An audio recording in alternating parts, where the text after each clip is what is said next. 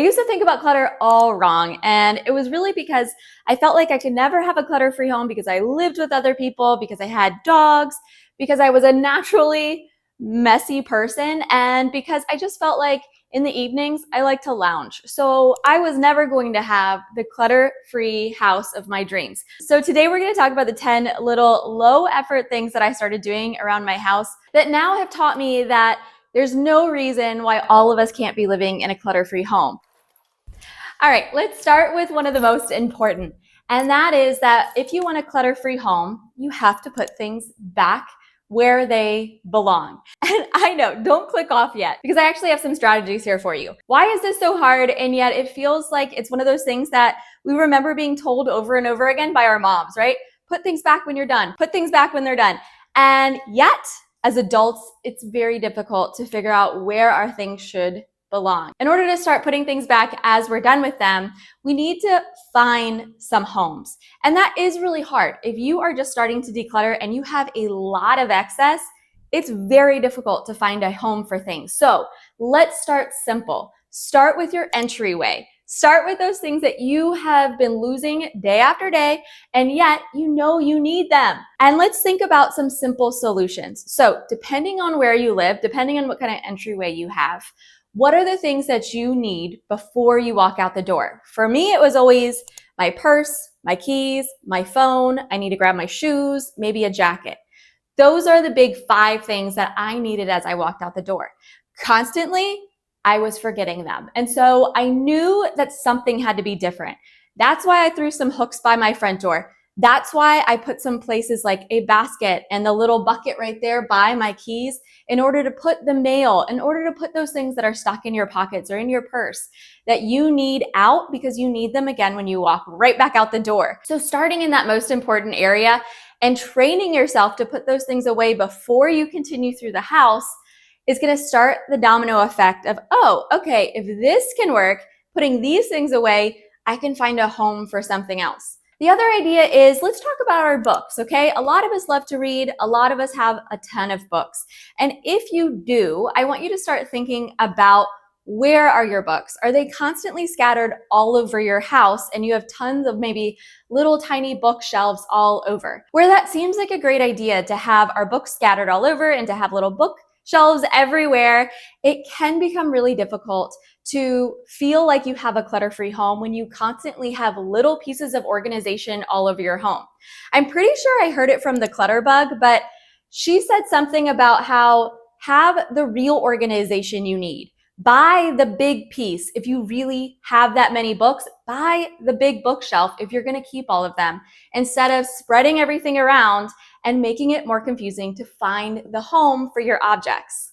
One of the biggest problems I have when I moved into this house was that mail would just pile up and I never knew where to put it. So often I would just take it into the kitchen, leave a little bit there. Or if I thought there were things more important, I would take them down into my husband's desk and they would just sit there. There was no real place for these things to go.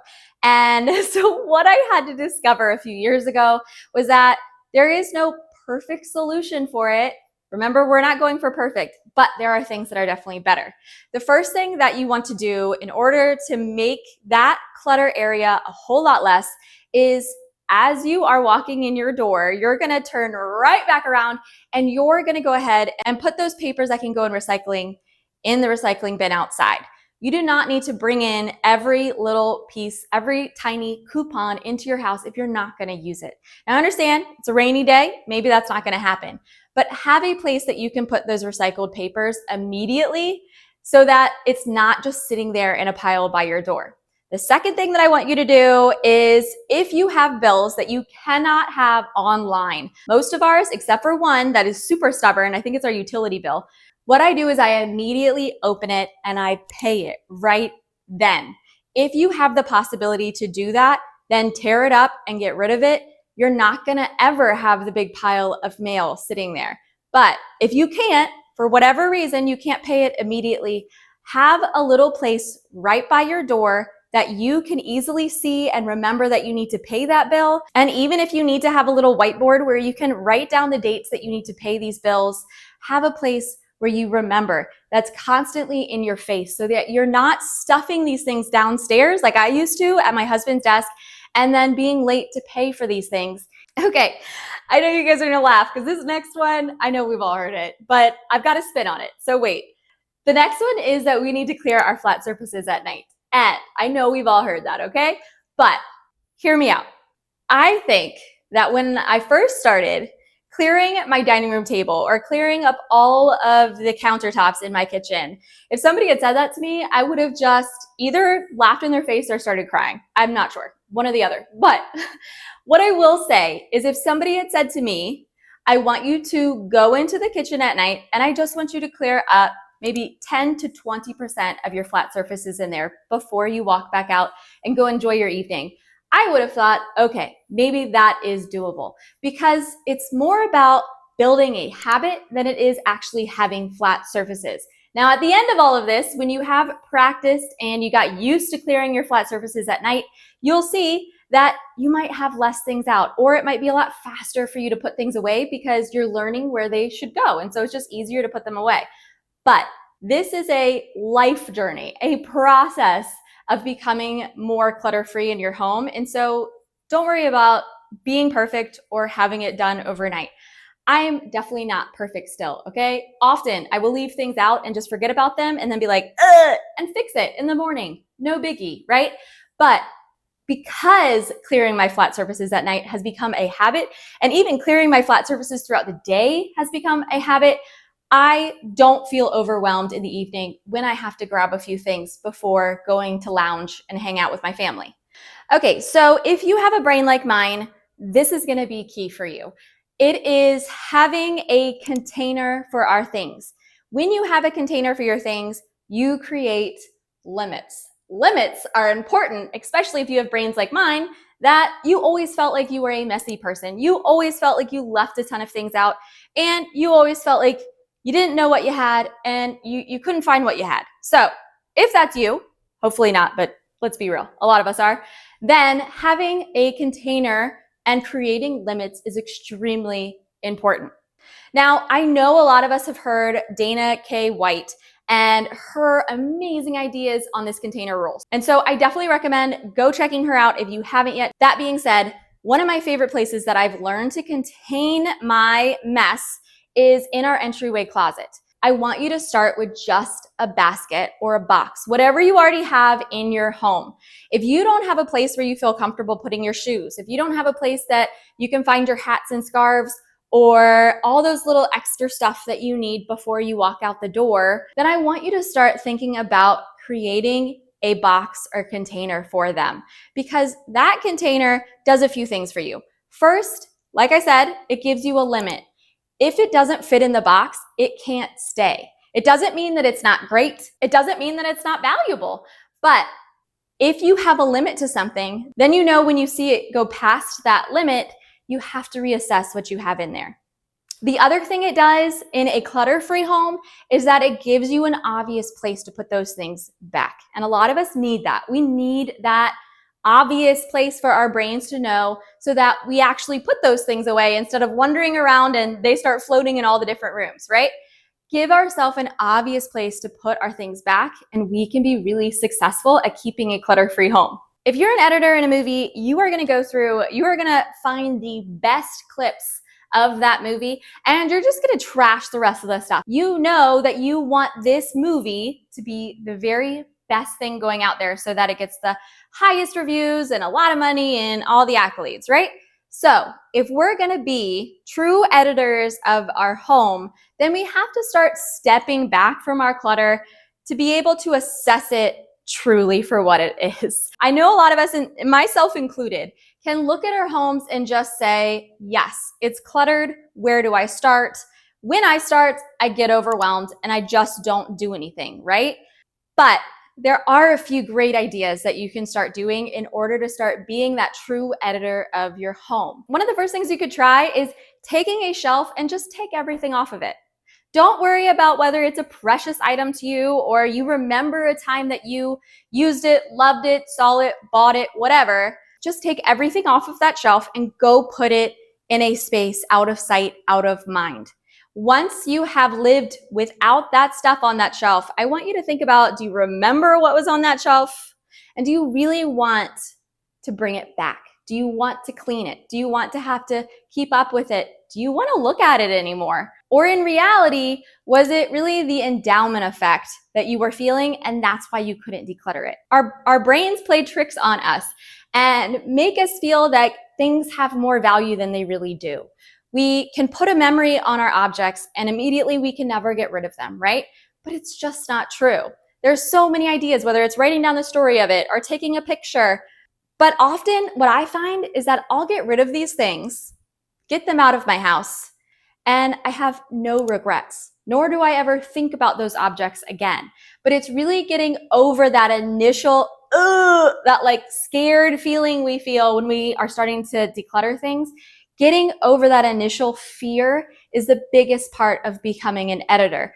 If you truly want to have a clutter-free home, then this idea is going to have to start in your life. And for me, it's kind of painful because I'm a procrastinator. And that's the 1-minute rule.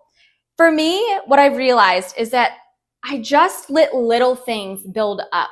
And then you know what happens when the little things start building up and I just procrastinate and procrastinate? It starts making tabs in my head of all the things that I didn't do but was supposed to do, the things that were left on the stairs that I should have put away, the one dish in the sink that I should have put away, but now it's 10 dishes because the slow pile has grown, right? If we start using the 1-minute rule, we realize that we are actually saving ourselves so much of a greater headache. So think about in the morning, you're eating cereal, you put the bowl into the sink instead of the dishwasher.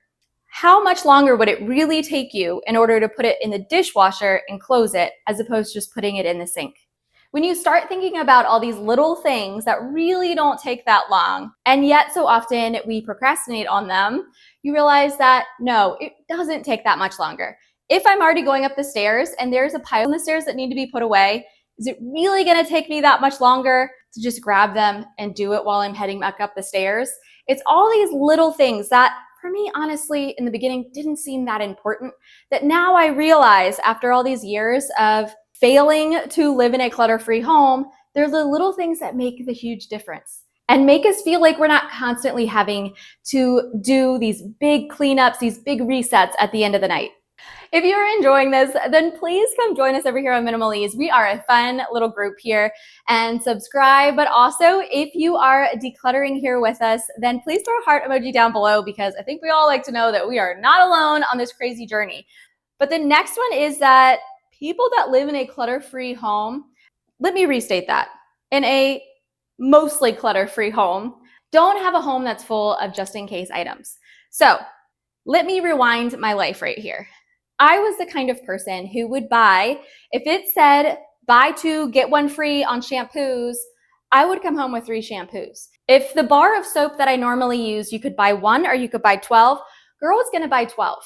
And I was gonna have soap for, I guess, the rest of my life. That's the way that I always lived. It was in this idea of lack. But if you're like me and you were the just-in-case queen and it was cheap or I had a coupon queen, then that's really why you're having such a hard time finding a home for things. And it's really why you're having a hard time living in a clutter-free home. Because when we live in this constant state of lack, we're telling our brains that whenever we go to the thrift store, we have to buy something. Whenever we see a sale, we have to get it. Because what if that sale is not there anymore or that object isn't there and I wanted it at some point? Girl could talk herself into literally any piece of junk because I thought, oh, well, what if it's not there next time and I change my mind and I really want it? Huge waste of money, by the way, but also there was no way that I could possibly fit everything in this home. And I didn't until I started realizing that if there is something that you truly love and you know for sure that you're going to continue using it, then go for it, girl. But often what I found is that I would buy, the 3 shampoos because 1 was free.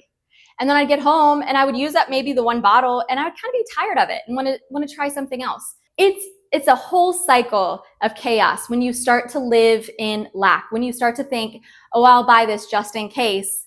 So many things start piling up. Okay, I love this one and I think it could really help you. So living in a clutter-free-ish house, it really helps to have a catch-all basket. Having a catch-all basket that I have near my door means that at night when I'm doing resets, if girl runs out of energy and can't do it no more, I can put it in that basket. It's in a place that visually is not out. So when I walk down the door, Lord have mercy. When I walk down the stairs, it doesn't look cluttered in here anymore.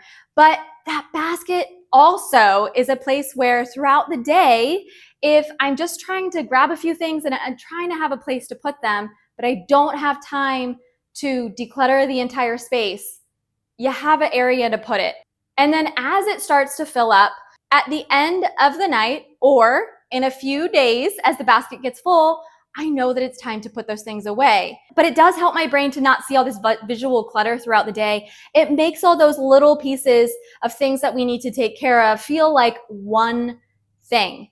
Okay, so we are moving right along, and the next one that I want you to think about is setting boundaries for your decor.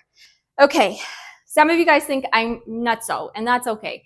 But I like to have a lot of, let's say, space in my home, a lot of clear space in my home. And really it all came from, I used to have every wall full of things and it was so fun. But honestly, I was constantly overwhelmed and I constantly was in this state of trying to find the next perfect thing because I felt like my home never felt homey, welcoming, easy to be in. And yet, girl, I was doing it all wrong. And it really came down to the fact that because I had so much decor and I had no boundaries for it, I was constantly in a state of anxiety because I knew that it didn't feel finished. It never felt right. So I was constantly having to move things around, do new nails in the wall. I remember hiding things from my husband that I would buy, hiding things from my husband that I would move around, and I would only move things around when he wasn't in the house. And girl, of course he would figure it out and he'd be like, why the couch move? But it was a constant state of trying to fix what I thought was broken. Nothing was broken. I just had too much stuff. So let's start with a boundary for our decor. And everything that doesn't fit in that boundary, say if you have a shelf like the ones behind me, I could put 3 things on this shelf. Pick any 3 that you want, girl, but only 3. And after you have 3, you're gonna take everything else off. Now, if you're like me, and that sounds crazy, then don't get rid of it yet. You don't have to get rid of everything immediately. I know a lot of us minimalists and a lot of us decluttering experts will say, just get rid of it. But if you are like me, that can cause you a lot of anxiety, especially in the beginning when you're first decluttering. And I had somebody just comment on one of my videos and she said, I'm just starting decluttering and man, is it so hard. Yes, could not agree more. And you're right, it is so hard. So stop making it so hard for yourself. Don't say everything's black and white and you have to get rid of everything or it's never gonna be perfect, because it will happen over time. You will get there, but don't stress yourself out like I used to do and feel like you had to make a decision in the moment. Try, if you can, great. I'm not saying never make decisions, but if you're stuck on a few things that you just don't know, put them in your maybe bin somewhere else, but set the boundary for that area, a hard boundary, and get rid of the rest. I really like to only have maybe 3 things on any given shelf that is decor-wise, because after that, I do feel like it just feels too messy and too much. You're gonna have your own limits, set a boundary, get rid of the rest. Honestly, I love this one for all my friends out there that might not think they're perfectionists, but really you're constantly stuck looking for the best organizational whatever, tool, bucket, box, system, and you keep getting stuck. It's okay that you feel that way, okay? You can own that, but being a perfectionist and having a clutter-free home is really difficult and really expensive. And so we're going to embrace the good enough idea, the good enough container. It doesn't need to be perfect right now or this year. I remember when I first organized my upstairs closet and the baskets that I had gotten were very cheap. Honestly, they were just what I could afford. And they worked. I had them for several years and then they started to fall apart. And so for my birthday a few years ago, I guess now, my husband bought me the baskets I really wanted. I didn't need perfection right away. I needed something to work. If you have an unlimited budget, go for it. But a lot of us don't, okay? I had to save for it. I had to wait for what I really, really wanted, and now I have it and it's awesome. But did I have something that was working? 100%. Did I have something that could function for my needs and gave me a limit?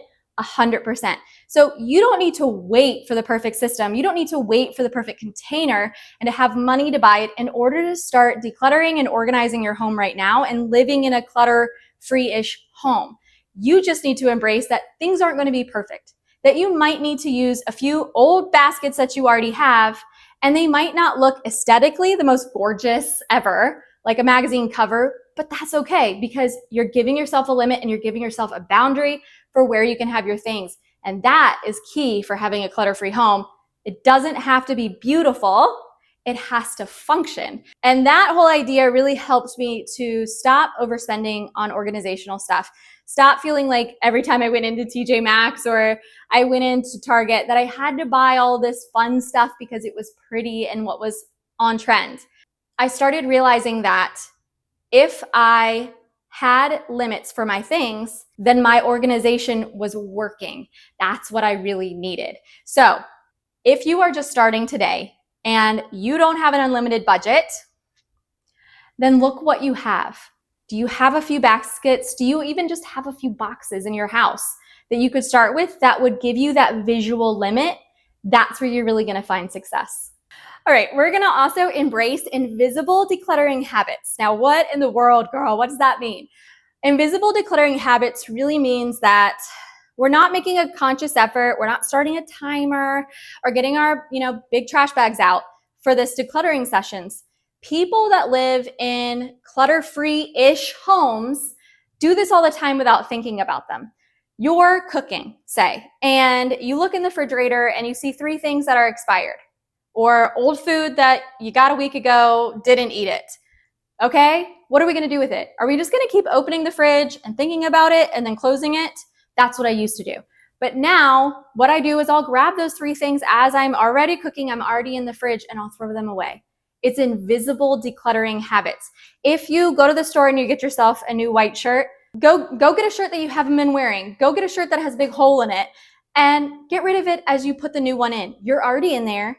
You're already putting things away. It's the perfect time to start thinking about doing these invisible decluttering habits. They don't feel overwhelming or hard. Well, honestly, we don't even have to think about it.